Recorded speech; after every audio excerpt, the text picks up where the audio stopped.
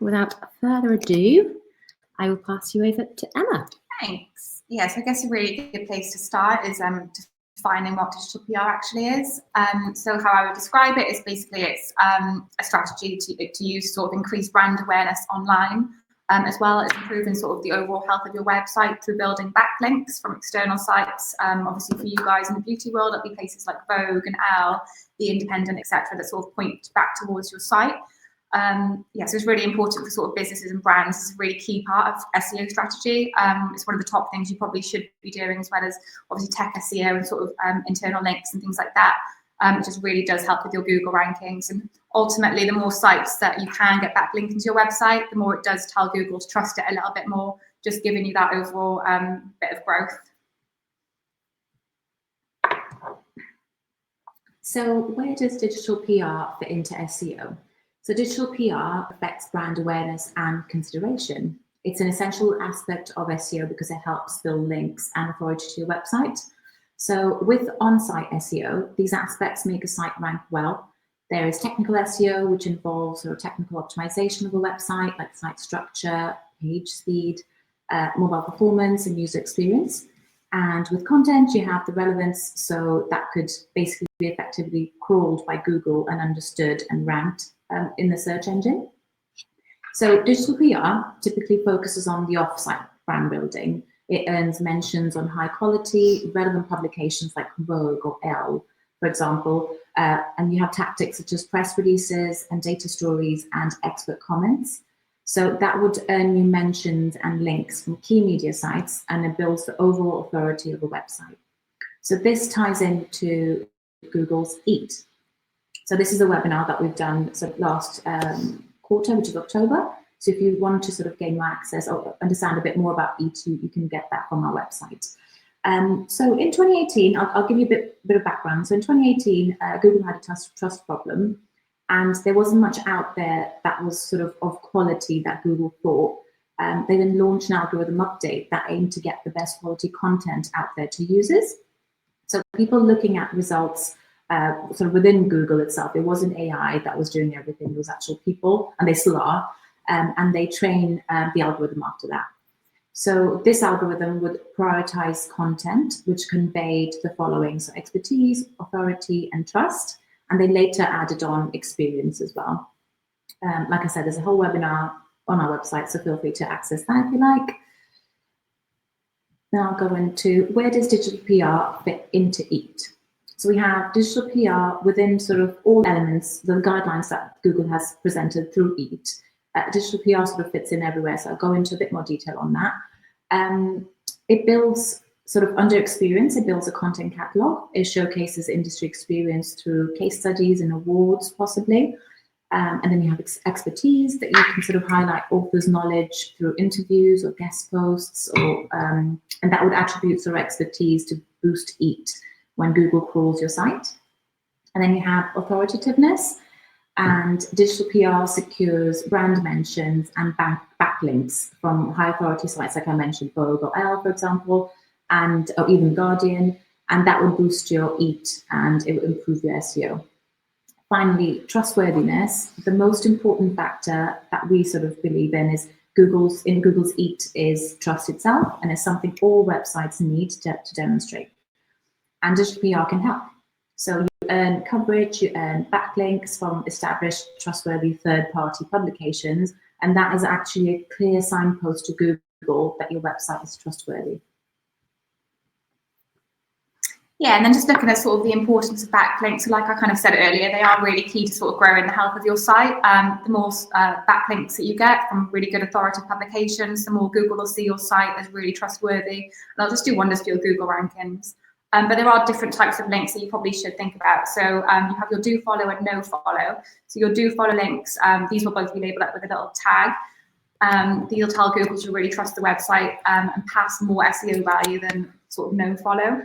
And no follow links are a bit funny. Like I personally think that they still pass some value, but there is an argument on whether they do or not. Some say none at all, some say just a little bit. I definitely don't think there is obviously worthwhile as no follow links, but still worth going for, even if it's just traffic and sort of an increased audience. And then you have your affiliate links as well, which is probably a really key, well, it is a really key type of link for beauty brands and sort of e-commerce brands. So if you're on an affiliate platform such as like Awin or Rakuten, then you'll know exactly what they are. But just to give a little bit of a brief, you'll basically pay a set commission to a publisher for advertising a product sort of on their website.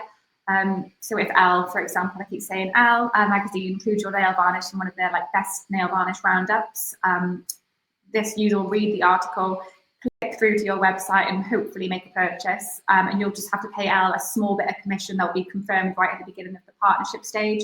Could be anything from sort of 2% to 10%, whatever you guys have confirmed. But it's a really great way to encourage journalists to include more in their articles. Just a great way of them making a bit of extra money. And I'll talk a bit more about the state of journalism later on. But yeah, it's a really great way of them earning a bit extra revenue. And there are so many sites that won't include products that aren't on an affiliate platform. I know Vogue just love an affiliate link. So just making sure that you guys have a really good commission structure just to sort of outrank your competitors in that way.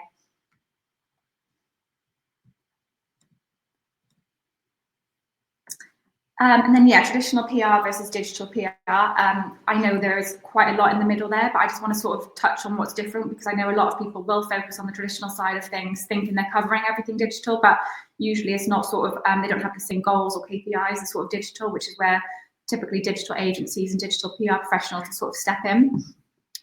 So just looking at the right-hand side first, it shows you everything you probably already do for traditional PR. So, you know, your typical TV placements and radio. And traditional PR really do aim to get a lot of print coverage, and they also deal a lot with crisis communication. So just if anything goes wrong, they'll be able to step in and sort of help you out there. But if you take digital there on the left, you can see the only thing that we really focus on is getting coverage online media outlets. So while traditional will focus on print and hopefully sort of online too, a brand mention isn't the same to us because we really do focus on the links. So yeah, for traditional PR, there are a lot heavier strategies, so who we reach out to, who's going to provide the best value to help the website ultimately grow, and who's linking to sort of major competitors, but obviously not your brand or not your website. So what's great about getting coverage is an online publication. Obviously, I've mentioned the additional SEO benefit that you wouldn't get with print, but it's the fact that you can also track a user journey too. So I've put here on the left just real-time measurement. So let's just say you've read a newspaper and you've had a feature in a best fake tans. Can you actually really tell who's coming to your website from that feature in print? Probably not. I mean, you'll know like circulations and things like that, but you know, some people might just read a magazine, chuck it in the bin. You might even just pass it around to their friends. You don't actually know a clear number. So what's great about digital is that you can actually see if you're listed on a best roundup on Vogue online, you'll be able to see through GA, obviously Google Analytics, how many people are actually coming through. And just how worthwhile it was sending out a free product if that's something you did do. Yeah, and then obviously in the middle column there's still quite a bit of crossover, but we do have clients where they typically have a traditional PR agency and then we sort of work alongside them. So they are very two separate things. But yeah, we are all creating effective media lists, really strong, hopefully press releases, really like building on our relationships with journalists and just, you know, constantly have that brand awareness aspect in mind. So although there is a little bit of crossover, they are both very separate things too. So the types of links that your beauty brands need would be typically sort of a mix of B2C and B2B, although probably a bit more on focus on B2C. So if your target audience is into Vogue, Elle, Marie Claire, and all the sort of big publications, you'd want your beauty or wellness brand to get into that. And one of the best ways to do this is actually providing product samples and getting into those best buy guides like Emma mentioned. So it's great getting sort of bloggers talking about you, but having sort of 20 beauty bloggers with a low domain authority, which is a metric we actually use to check how good a site is, probably wouldn't be as effective as having someone such as The Sun or BBC talking about your product. So we all have our own opinions of places such as The Sun and The Mirror from a personal point of view, but Google sees these sites as extremely authoritative, like I mentioned, the Google's Eat. So getting links from these types of sites are key. So not to mention that the red sort of tops in the UK are the highest circulated publications, and The Sun racks in over sort of 30 million readers monthly. So that's a sort of a good number to reach out to. Yeah, then just looking at sort of strategies to get links. So there are several different ones. I know I've touched on sort of best buy guides. So the best thing to sort of do here is reach out to sort of your journalists with any new products or any new launches that you guys have, offering them samples. That's a really key way of getting in, and just try and hope for the best when it comes to sort of that product pitch as well. So yeah, like if you sort of make the subject line very specific to what it is, if something's, if someone's writing something in a couple of months down the line, hopefully they'll be able to find your product if something's not suitable right then. So just making sure those subject lines are tagged up with sort of best mascaras from brand, etc., just so they're easy to go back to. And then as for expert comments, there's a number of different press services that you could subscribe to. They can be quite pricey. I know Response Source is probably one of the most expensive ones, but there's also Connectively, which used to be Paro, and even Twitter as well, which is a great way to sort of look for what journalists are actually looking for. So you might find a beauty journalist looking for someone to comment on something such as how to make your skin look 10 years younger. That's when you use your experts sort of jump in and sort of provide a comment. So utilising your internal experts, MUAs, CEOs, or skincare experts just will allow those publications to include that person's thoughts. And that's how then you'll get the link back, because it'll say that person at brand says this. And then I've also put in here sort of reacting to trends too. So I'm guilty of scrolling way too long on TikTok, but it's a really good way of sort of utilising that to sort of what you can actually push out and spot trends and sort of something that's up and coming. So by jumping on these trends and providing press releases on, I know a couple of months ago, well, last year, the clean girl trend was a really, really big thing. And that's kind of started on TikTok, I think. So just making sure you're spotting those trends and pushing out press releases on what is the clean girl trend, why are we all obsessed with it, how do we sort of get involved in it, just making sure you're doing stuff straight away, because these things can be timely. You know how sort of these trends come and go so fast. So just making sure you're getting something out there very quick. And then, yeah, another way to utilize trends, and we do have a slide in a few, just talking about free data sources, is just by looking at Google Trends and just seeing sort of which videos are getting the most views on TikTok, or sort of which sort of brands are getting the most searches. Very common tactic used by digital PR. I know we've done a few campaigns on this before. So you can look at things like the trending foundations right now, just seeing which ones are getting viewed or searched for the most. And then I have put a little thing in here on campaigns as well. So I've got in here, I put Look Fantastic because I love their skin influencer report. And this one I've put in 2019, so quite an old one, but it did get quite a lot of links. So The Independent, Metro, I think Pop Sugar are in there, CBC, so obviously international links too. But they just basically summarized everything in one page. So sort of the most searched for celebrity skincare routines, the top skincare ingredients and things like that, and everything was in one central place for sort of journalists to link back to as well. And you can get a number of different angles from sort of one big campaign, so you could push out the best skincare things, like I said, or the celebrity skincare routines. So rather than just doing one press release focusing on everything, just sort of splitting it out for different publications, and that's how you get quite a lot of links from one really big central piece. And then these are just a couple of our recent backlinks over the past 2 or 3 months. So you can see some really key publications here: Marie Claire, Huffington Post, Red Magazine, Glamour, all the really great ones for sort of health and beauty. These are the types of people that we're speaking to day in, day out. So we know the journalists pretty well, and sort of all of our products for our clients are getting featured in the sort of the best roundups, and just making sure they're all being talked about for the right reasons, really. And then I mentioned earlier sort of about free data sources. So I did talk about Google Trends and TikTok, so I won't spend too long on that. But yeah, all my favourite data sources are the free ones, of course.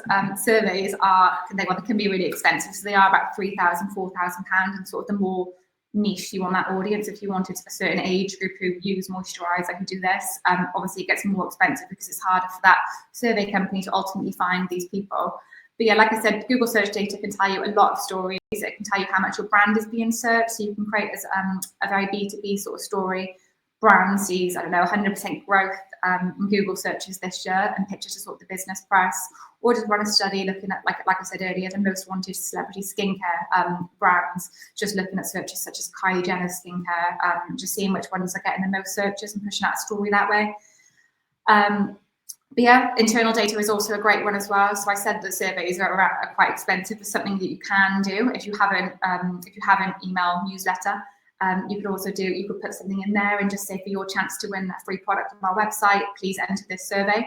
And that's not only a great way for you to get sort of consumer information, but it's a really great way to get sort of additional data sources. So if you wanted to get some, you know, if you want to know how many people use moisturizer, that could be one of your questions, and push out a story on something like only 2 in 5 people are using moisturizer daily, and using sort of your experts that we talked about earlier just on why that's so bad for your skin and what it could do in the future. So that's a really great way of sort of utilizing your internal data and sort of just looking at the free stuff. I mean, if you want to use your budgets to do those surveys, then go for it. They do get coverage, but you don't have to. It's not always going to be, campaigns aren't always going to use the biggest of budgets.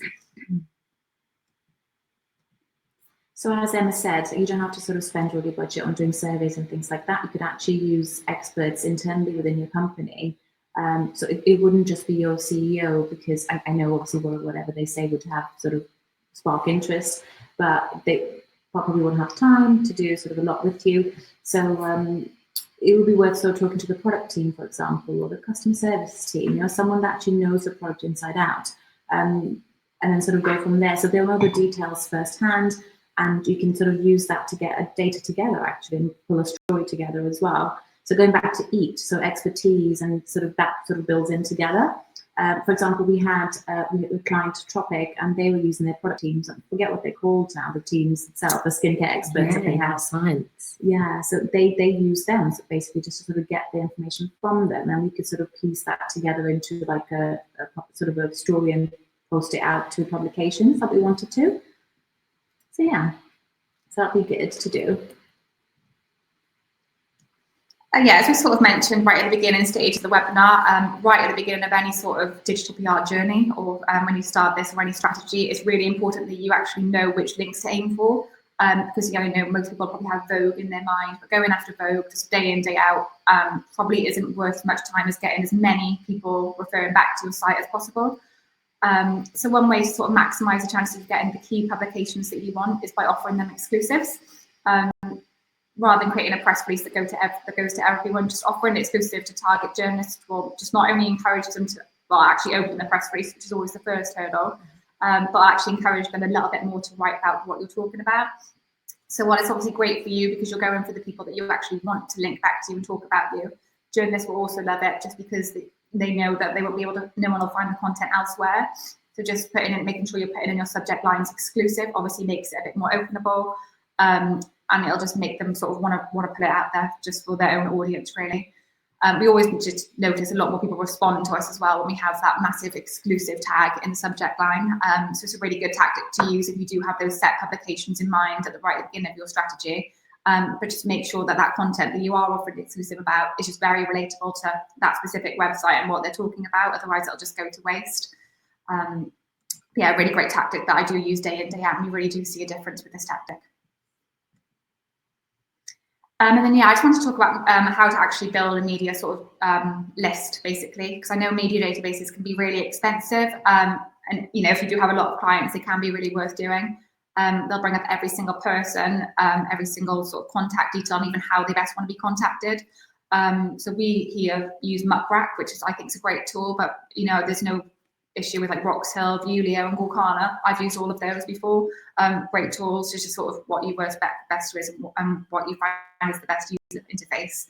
But I do appreciate not everyone has those budgets. Again, if you're a very small brand, a new brand, while they do make everything a bit more efficient, there are some key ways to sort of find those details.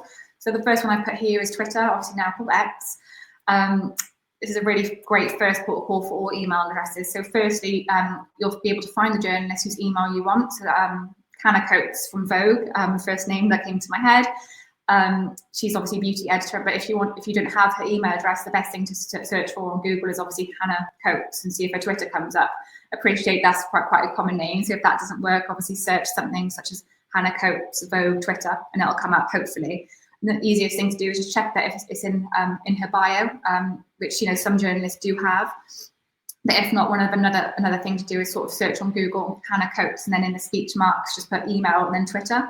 And what this could potentially do is bring up any old tweets where she said something on the lines of someone else. Here's my email, or email me at this. So even if it was a tweet from 2019 or 2018, she could have tweeted it before, and Google will bring up that tweet. Another great tool that I also use is Hunter. And this is a Google Chrome add-on, and it'll bring up every email ever associated with that specific website page. So sometimes it will just bring up the like info at email, which is obviously a very generic one, but occasionally it will bring up a list of authors that you could then contact. But if it does bring up that info at email, obviously it's quite a generic one, like I said, but it's not the worst thing if you do know that person's name. So I'll say Hannah Coates again, because she's obviously on my mind. Obviously just kind of have a little play around so you can guess it. So hannah.coates at whatever that domain is, or even hannah-coates, whatever that domain is, and just see which one works. If you didn't want to spend time sort of doing that, there are sort of email checkers that you could actually look at beforehand, just to make sure that they are working. Yeah, they're two really great ways that you can also get the emails without having to spend an absolute killing on a database. And then, yeah, I did really want to touch on the current state of journalism, because it's been quite a messy couple of years. I don't know if you guys have, seen these things, but the last few years have just been really difficult for journalists. And I know that hundreds and thousands of people have had redundancies. A couple of my friends being made redundant, which is really sad to see. So I know Reach PLC, who cover the regionals, like Wales Online, London Live, Bristol Live, and things like that. Even the Mirror and National World as well. Some more regional sites have just made loads of redundancies over the last couple of years, which, like I said, is just so sad. But it is also worth knowing just how this affects PR professionals. So just on top of the redundancies, a lot of niche sort of categories of journalists have just been moved over to general. So anyone that was like, royal correspondents or sort of even beauty editors, motoring, there aren't as many niche sort of journalists as there used to be. So what that means is they'll cover basically anything and everything to sort of make sure they're still hitting those insane sort of KPIs that they have in those newsrooms, which are typically article views. So what this really means is that it's really important to check the types of articles someone's written about before. So even though they've been moved over to general, it's still really worth checking. Their key interests will probably still show with this type of stuff they're writing. So even if something's not in their job titles, like beauty editor and stuff, they might still be doing a lot of beauty sort of articles. But it also does mean that journalists are getting a lot more emails per day from PR people. So it really does mean that you need to stand out. So while they were once getting 50 to 100 emails, which is still an insane amount, I'd go nuts. They're probably getting around 800 PR pitches a day, which is actually insane to think about. And I've spoken to journalists before where they say they only open one in every, so many. So that's why having that big exclusive and having like really key data in a subject line, just to make it, like I said, openable for a start, and just getting that first line moving is really, really key. You just need to stand out really above all the PR people that are currently pushing press releases day in, day out. So just making sure that you are really sort of hitting what that journalist wants and needs. So just to give you an example of a type of PR campaign that we've actually done for Foundation, just sort of give you the thought process that we actually had. So this was sort of how we chose the right topic, which is timely and seasonal, and a success for Foundation itself. So we wanted to create a campaign right before Christmas, and we looked at Google search data for the past 3 months to find out which beauty advent calendars people were searching for the most. And therefore, they were clearly the most sought after advent calendars for 2023. So the research took minutes to put together, according to Emma. And then we all put the data sort of into a press release itself and to showcase information. And what we found was Charlotte Tilbury topped the list with over 40K monthly searches, and it was followed by Jo Malone and Look Fantastic. We also compared the data to the same time last year, and by doing, as in the previous year, 2022, so by doing this, it was revealed that Charlotte Tilbury calendar actually would be twice as hard to get, and this was based on having sort of twice as many searches in the same time period last year before. So by pushing this information out, we sort of gained links from Red Online, Marie Claire, Women's Health, I believe, Irish News, Yahoo, and many more. So you can see the links there. I've sort of put a screenshot for a few of the listings that we've had. And then below that, you can see the chart, and basically in blue, you can see the number of referring domains to our website, to Foundation's website, went up. So you can see that from sort of May 23 onwards. Obviously, the campaign went live midway between May and Jan. And so you can see that's gone up, and you can see the organic traffic, the average organic traffic in orange, that's gone up as well. So it was a really quick sort of campaign. So that's something that we can do basically, in terms of digital PR, sort of getting awareness out there, getting sort of other publications to talk about Foundation and what we sort of found in our research. So that's like a nice, quick, timely campaign and seasonal as well. Yeah, that was a really fun one to do. Like sort of Resh said, it was just super quick to put together and really relevant and timely around Christmas as well. So it did get swooped up by a lot of beauty editors. But yeah, I just wanted to sort of finish off on sort of best practices that you guys can sort of take away and sort of try out. So the first one is A/B testing. So what I would typically do if I was doing sort of a mass outreach is take 10 people here and 10 people there and try emailing those two sets of people with two different subject lines, and just again seeing which ones get the highest open rate. I should have actually said that I actually check open rate on a program called BuzzStream. I know like obviously Office and Gmail and things like that don't have open rates, but there are some tools where you can actually check. But yeah, we do use BuzzStream. But yeah, so you can see which ones get the highest open rates, and then whichever one does, that's the one to sort of go forward with and try with everyone sort of else. Just seeing if it works the same, but it's the best way to sort of see which headlines is the most effective. And then following up with journalists, obviously don't do this too much because you don't want to be seen as a spam, like you'll just go into everyone's bad books. But I would typically recommend following up to 2 to 3 days sort of after the initial press release. And some journalists generally do reply saying, I'm so sorry, I missed this. And some people might even reply saying, oh, you actually must have missed the coverage. I covered this a couple of days ago. And they just might have not told you in the first place. But yeah, always follow up, but just don't do it too much. And then, yeah, customized press releases too. So as you can imagine, someone like the Telegraph would write very different to the Sun or Daily Mail. So just keep that in mind when you are sort of writing your headlines and sort of writing sort of even who you're pushing to. So just sort of using sort of layout they would use. So Daily Mail would always probably put like a capital word in their sort of headlines. So just making sure that they are able to like envision that on their own site. So just making sure you're customizing it as much as possible for the best pickup. These are 3 like really great tactics that we would always use in our team day in, day out, just to ensure, like I said, we're getting the highest open rates, highest pickup, the highest amount of coverage, things I would definitely swear by doing. So in summary, at the end now, so in summary, digital PR is critical, collaborative and creative, and I'll sort of dive into those briefly. So digital PR improves your brand through sort of raising awareness and consideration, as we said earlier, and it improves traffic by building a network of sites and publications that will link to your site. And it affects your SEO ranking, so through improving key elements such as domain authority and EAT. In terms of being collaborative, it can build relationships with sort of the target consumer itself by sort of, you know, the stories that they read about you. And it was also sort of getting the story in front of them as well. It can sort of build relationships with sort of media, key publication people as well.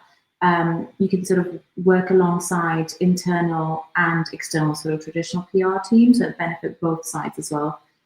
And it benefits sort of from expertise of outside of marketing, so from compliance to product to customer service. You know, every sort of team can come together to actually make this work. In terms of being creative, it takes sort of data-led insight and turns into a valuable, high-quality engagement. It shapes sort of common information that you put together and create these sort of uncommon angles that would interest people. And it can take small budgets, like you said, the foundation campaign earlier, the Advent calendar one. It takes literally small budget to sort of generate an impact as big, to make an impact on your website. And a well sort of thought out PR strategy could be the difference between you and your competitors, actually, in terms of popularity, sales, SEO ranking as well. So if digital PR is something that you haven't thought about yet, feel free to sort of talk to us if you wanted, and we can sort of help with a tailored approach for your brand. But thank you. Cool. Thank you, girls. So now is a bit of Q&A time. I can see we don't have any questions in the chat box at the moment, but please, we'll hang around for a few minutes now. If you do have any questions, I kind of had a couple of questions myself, actually, Em, if you don't mind me asking you. What do you find is like the biggest challenge when trying to get links? It's just getting that open rate to make sure that things are actually getting open. Like I said, you know, journalists are getting so many emails that you just need to make everything so stand out a lot more than it used to. So that's why the exclusive thing is just really important. Yeah, it's getting that open rate. When you've got that open rate, journalists, journalists have seen it. Journalists have made their decision on whether they're covering it or not. But yeah, it's really annoying when you just know someone hasn't opened something. You don't know whether it's in their junk. You don't know whether they just generally don't care. But yeah, just getting that open rate. But that's, like I said, sort of that A/B testing and sort of the exclusives and things like that. That's why we sort of utilize these a lot more than we used to, just because we've noticed everything's a lot harder than it used to be, which is very sad. Is there a typical kind of industry benchmark for open rate that you would deem like a really good open rate? Or I'd love to say 100%, but we never see 100%. But yeah, anything above sort of 60 at the minute, we're seeing as quite good. I mean, there's definitely times where you see it a lot less. I think your 50s and 60s are probably around summer and Christmas, where every journalist just decides to spend time with their kids around those times, which is obviously good for them, but sad for us. But yeah, there's obviously certain days as well, like typically people want to take longer weekends, sometimes for Fridays and Mondays are hit, as well as obviously like a Tuesday morning, for example. So it really does depend on like the time and sort of day of your pitch. But yeah, we find Tuesdays and Wednesday mornings really good to send stuff out. So the earlier the better, because a lot of people will sort of decide what they're writing for the day around when they come in around 9 a.m. So making sure stuff's in the inbox sort of around then. Sending something around 3 p.m. on a Friday is just hell. Everyone wants to rush off for the weekend. So that is something I do tend to avoid. But yeah, anything sort of above 70 would be amazing. And then the follow-ups do usually see a little bit higher open rate, because you sort of have that little reply thing. So people intend to sort of open follow-ups a little bit more, and then are able to see then what you previously sent them. Nice. Yeah, I can see a few questions coming through, and we're actually going to jump to the most recent one because it's related to kind of the emails that we've just been talking about. And so Ella has said, what would you say makes a great subject line that will grab journalist attention?